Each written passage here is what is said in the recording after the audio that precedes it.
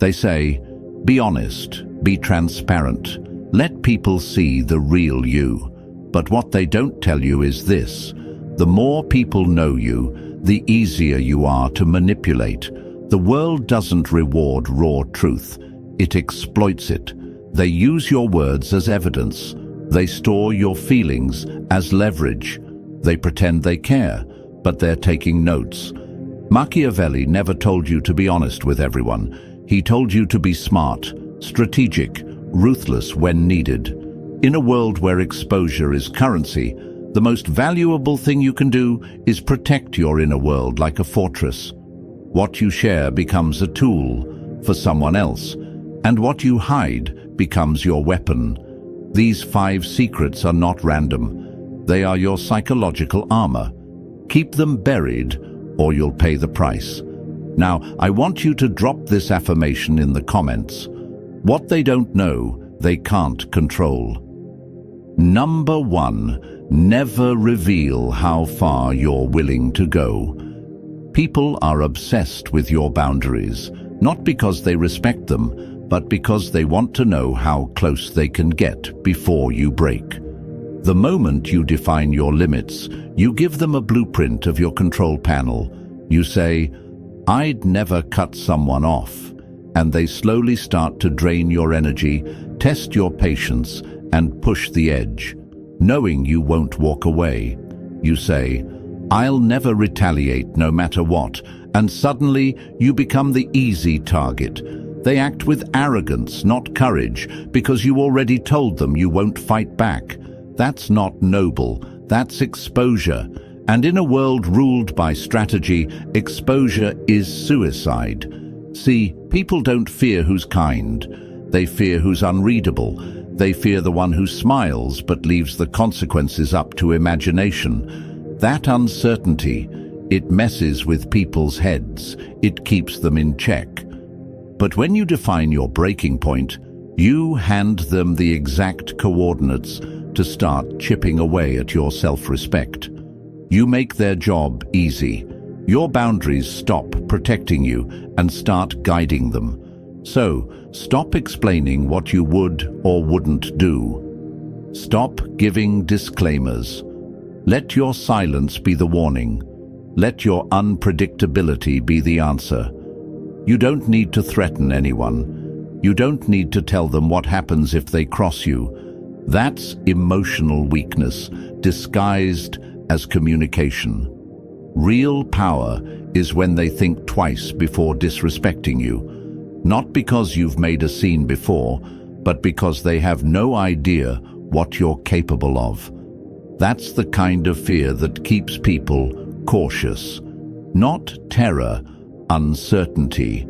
The kind that keeps their actions clean, not because they respect you, but because they fear making the wrong move. Fear of consequences they can't see is more paralyzing than 1,000 angry speeches. There's a reason Machiavelli said, "The lion cannot protect himself from traps, and the fox cannot defend himself from wolves. One must therefore be a fox to recognize traps, and a lion to frighten wolves." You must be the man who plays both sides. You don't look dangerous. You look thoughtful, composed. But deep inside, there's a predator calculating silently, and no one knows when he'll act or how far he'll go. That's how you dominate without raising your voice. You don't show rage, you control it. You don't declare your methods, you deploy them when it matters. Never tell someone how far you're willing to go, because the truth is, even you don't fully know. And that's what makes you dangerous. Let your calm be the storm they didn't prepare for. Let your mystery be the warning that echoes louder than any threat. Because in this world, the ones who speak of their limits often become victims of them. But the ones who stay silent, they become legends of consequence. Number 2, never reveal who influences you. There's a reason people ask you, who inspires you? It seems like innocent curiosity, but it's not.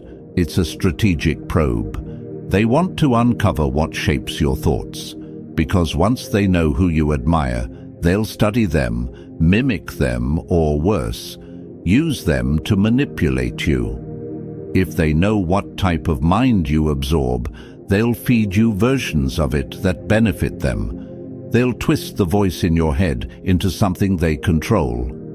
The moment you say, "This person shaped my thinking," you become easier to predict. They start watching your next move, expecting it to mirror someone else's. And if you fall out of line, they criticize you by comparing you to the person you once praised. But your idol would never do that, they'll say. Suddenly, your individuality is chained to someone else's shadow. That's how influence becomes a cage, if you expose it. But when you keep that door locked, when no one knows who whispers in your ear, you become a mystery they can't decode. You move in silence, grow in directions they didn't expect, and evolve without permission. You become something they can't label. And people fear what they can't define. Your influences should shape you, not brand you. You don't owe anyone an explanation for who inspired your rise. The names you study, the minds you follow, they are sacred. Hidden blueprints that make you dangerous. The moment you give up those names, you give up the map. And once they see your map, they know where you're headed. Worse, they'll start placing roadblocks before you arrive. Let your moves speak. Let your victories hint at influence, but never confirm it. A man who reveals his sources reveals his blueprint. A man who doesn't, he becomes a force of his own. Machiavelli once said, "A wise man ought always to follow the paths beaten by great men and to imitate those who have been supreme." And he was right. But he never said to broadcast which paths you're walking. That's where most people fail. They confuse influence with identity. And when their idols fall, so do they. You can learn from everyone and still belong to no one. That's real power. Quiet influence, absorbed in silence, applied without credit. That way, if you're ever questioned, you don't owe answers. You become the original. You become the source. And here's the truth most people never learn. Once they can name your influences, they can imitate your power. But if they can't trace your roots, they can't replicate your tree. They see the fruit, they feel the shade, but they have no idea how deep the roots go. And that's the kind of man they fear. A man whose mind has been sharpened in the dark, by voices they'll never hear. Number 3, never reveal your daily habits.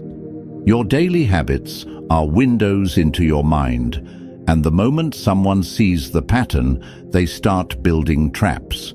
You think routines are harmless, a sign of discipline, proof that you're focused, but discipline, when exposed, becomes a roadmap, and roadmaps are made to be followed, intercepted, or hijacked. The more visible your structure is, the easier it is for people to manipulate you. You post that you run every morning at 6. Now they know exactly where you'll be and when you're mentally locked into routine. You always check your phone late at night. Now they wait until you're tired to send messages that provoke, distract, or manipulate. The very structure you built to become stronger turns into a script they can exploit. That's not efficiency. That's vulnerability disguised as consistency. Understand this. Predictability is a weakness, especially in a world where attention is currency and distraction is a weapon. When people know your rhythm, they'll sync with it, not to support you, but to sabotage you. They'll call when you're most available. They'll argue when you're most tired. They'll show up when your guard is down. Not because they're smart, but because you gave them the code. There's a reason shadows exist. Movement without pattern, activity without trace. Your habits should be private. Your schedule should be unpredictable. You can be consistent without being obvious. Wake early today, sleep late tomorrow. Train in silence. Respond when it's least expected. Move like static, always active, never readable. Let them try to track you and fail. Let your absence feel calculated. Let your silence feel strategic. Power comes from not being found in the same place twice. When people can't predict you, they can't prepare for you. They start guessing. They lose timing. They miscalculate. And every miscalculation they make is an advantage you gain. Machiavelli once said, "The wise man does at once what the fool does finally." The fool sticks to his routine out of comfort. The wise man adapts before the routine becomes a cage. Because the moment others see your pattern, they stop seeing a person, they see a machine, and machines can be hacked. Erase the trail, break the rhythm. Eat at 6 today, skip it tomorrow. Show up unannounced, leave without warning. Make your timing your weapon. Make your inconsistency their frustration. And when they try to figure you out, let them realize they're chasing smoke. Because when no one can trace your daily rhythm, you become more than strategic. You become dangerous, unreadable, untouchable, a force without a pattern. And in the game of power, that's exactly who they fear the most. The man who never moves the same way twice. Number 4, never reveal what you've forgiven.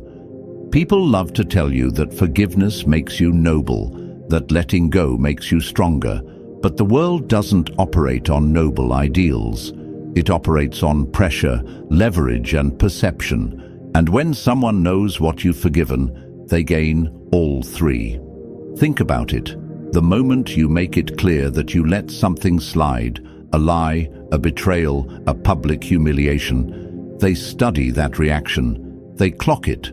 Not to appreciate your mercy, but to test how far they can push next time. You didn't call them out? You must be soft.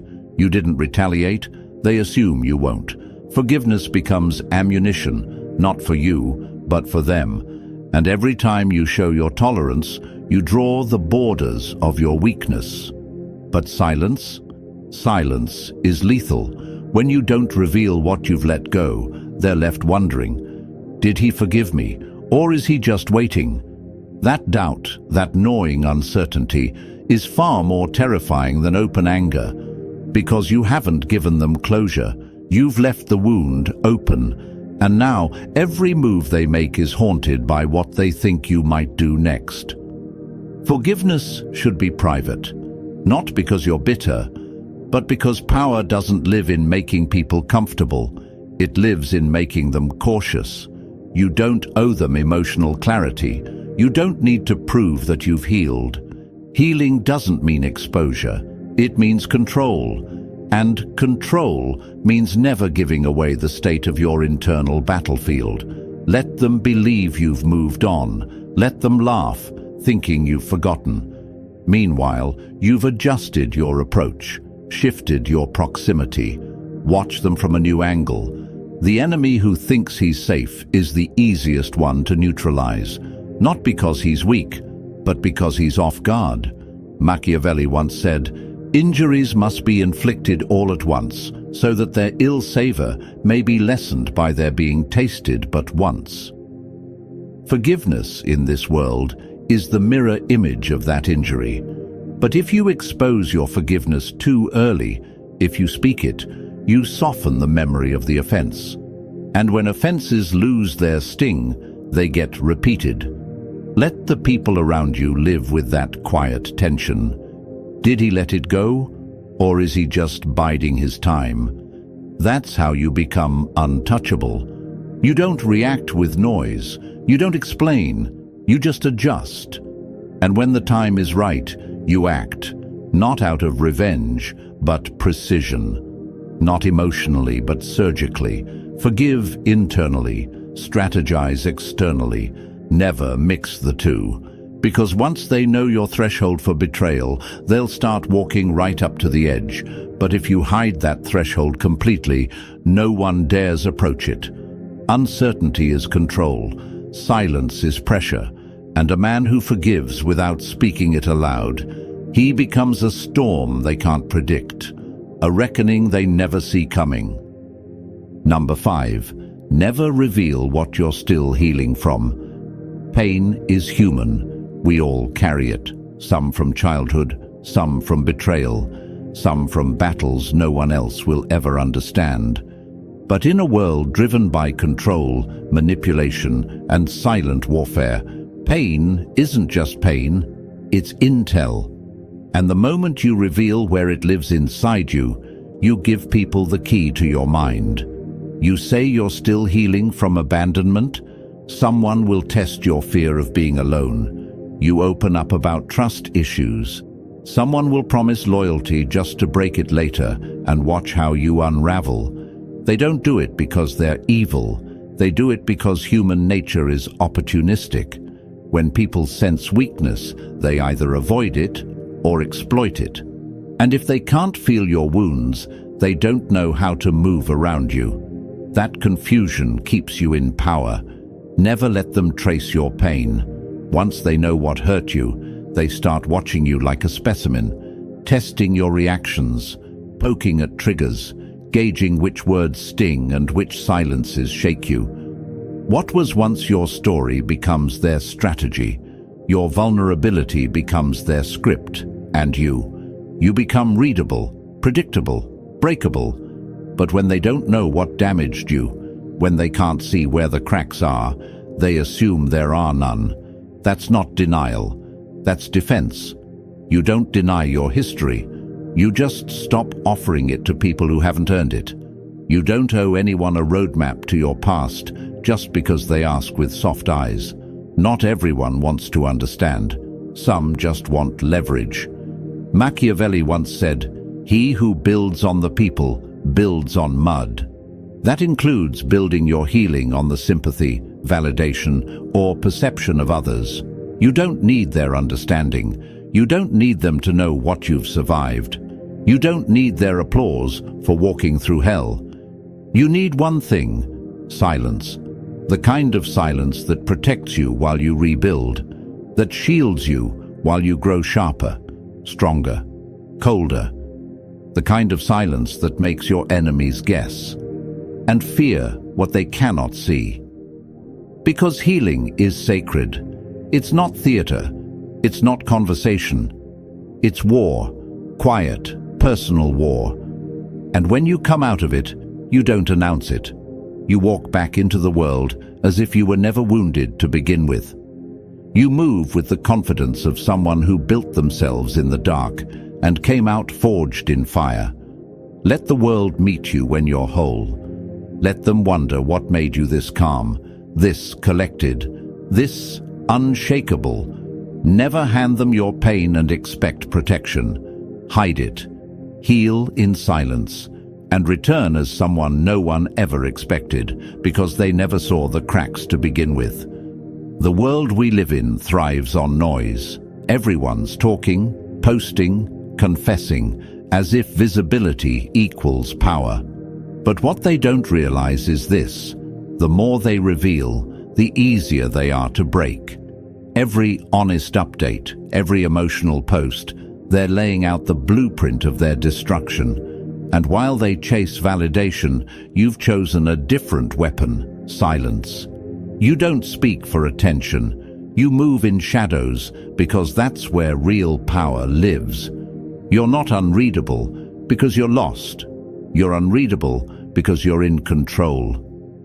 Every unanswered question about you is a wall they can't climb. They can't predict you, can't prepare for you, can't control what they can't understand. Machiavelli understood this.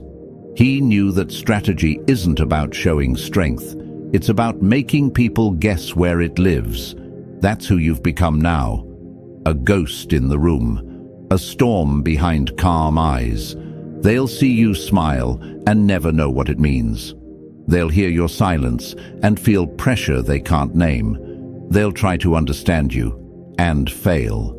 That failure, that's your power. So if this video hit something deep, if it reminded you who you are and what you're capable of, then it's time to move different, like the shadow, like the force no one saw coming. Subscribe to the channel right now. Tap the like button so others can find this too. And most importantly, keep your mouth shut and your mind sharp. From now on, you don't chase influence. You become the force that moves without being seen. The game isn't about being known, it's about being untouchable. And you are becoming unstoppable.